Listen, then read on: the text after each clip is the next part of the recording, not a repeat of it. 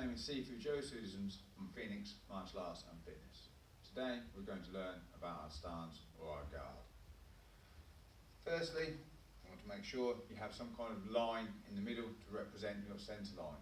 All your strength will come from your centre line.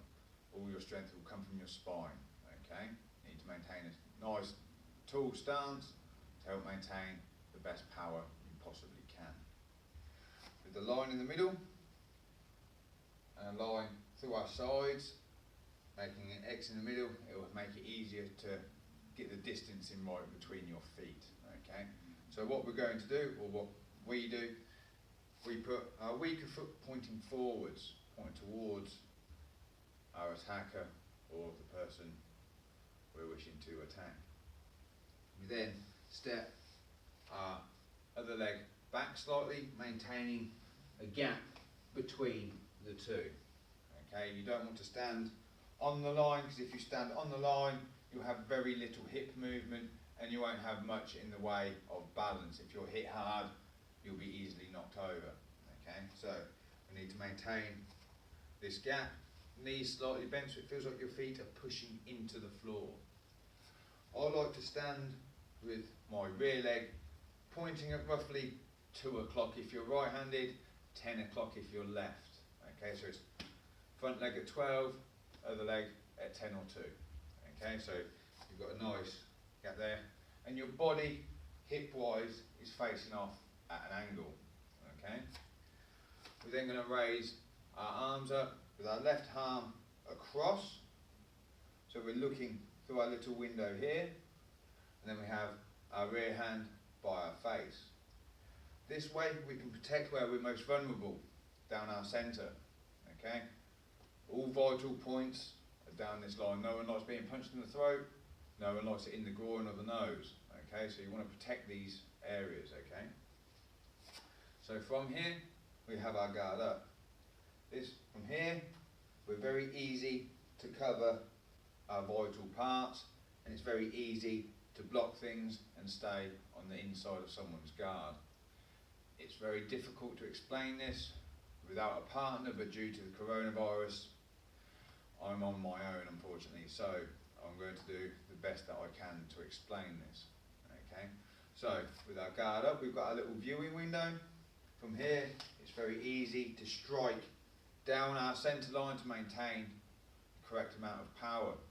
And the same with rotational moves, you can bring the power through the line. Okay, we'll explore the moves in detail in a different video, but for this one I just want to stick to getting this stance position right. Okay, if you've got a partner, what is a very good little thing to do is to push on the shoulders, not too much of a shove. You start by practicing getting used to keeping your body relaxed and fluid. So for instance, if you were to push against this shoulder, I would turn.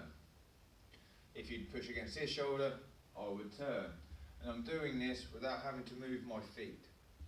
I'm keeping a good solid stance on the ground, but I'm still pretty mobile in terms of being able to move backwards or forwards or side to side without too much disruption to my ground. Okay, because all of the power will come from the ground up through your body, and you'll project it down whichever limb you're going to use. Okay, so we need to make sure we've got a nice stable stance, nice distance apart, so our feet feel like they're pushing into the ground when we push down. Okay, we feel like we're grounded, we've got a strong base. Okay,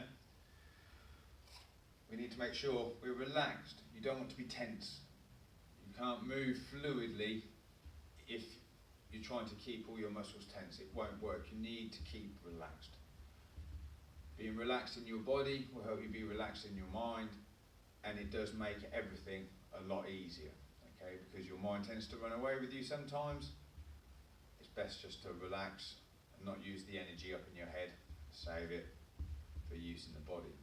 Okay, so with this nice stance, we should feel pretty solid, and we've got our guard up. So we've covered the feet and the distance in a little bit.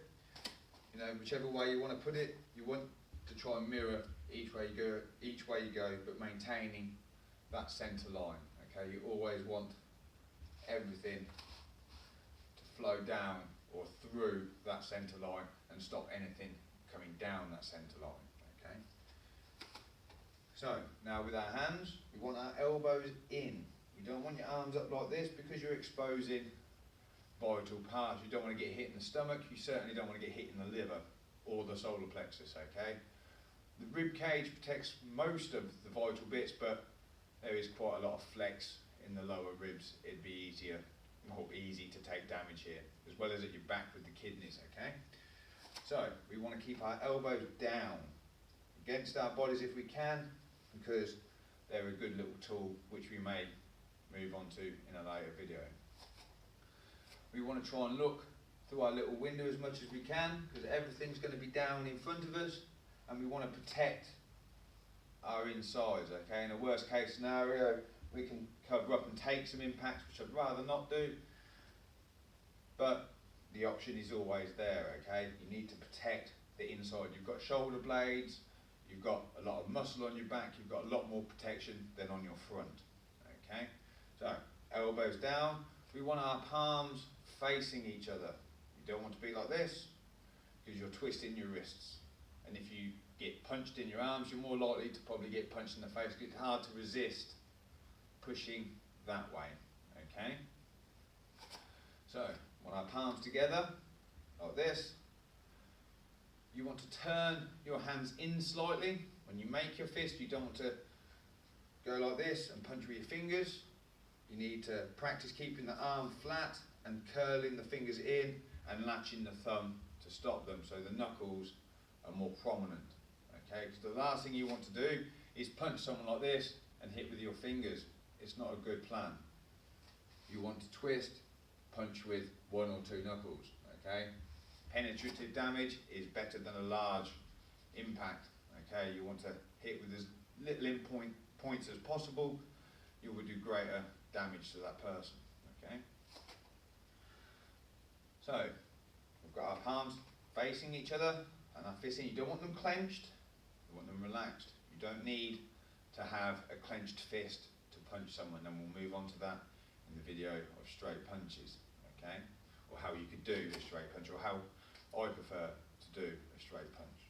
Okay, but back to the guard. We're here, elbows down, left hand in front on your centre line, looking through your window, shoulders here, so if someone's going for a hook, you can easily protect your chin and your jaw with your shoulder rather than with your head. Okay, same goes for the back. It's very easy to cover up your vulnerable areas. Okay, so looking to the side, you would be like this. One foot is back, point at 2 o'clock, one is forwards. This is your direction you're facing. You've got your centre line down your middle, and everything wants to flow down or through that line. Okay, very important. It's also very important to defend down this line. Okay, so I think that about sums it up. If you've got anything you want me to go deeper into, please feel free to comment down below, and I'll see what I can do. I'm new to this whole thing. I've never done this before, so please be kind to me, and anything I can elaborate on, please feel free to comment, and I'll see what I can do. I hope you're keeping safe and well. Thank you very much. I'll see you again soon. Take care.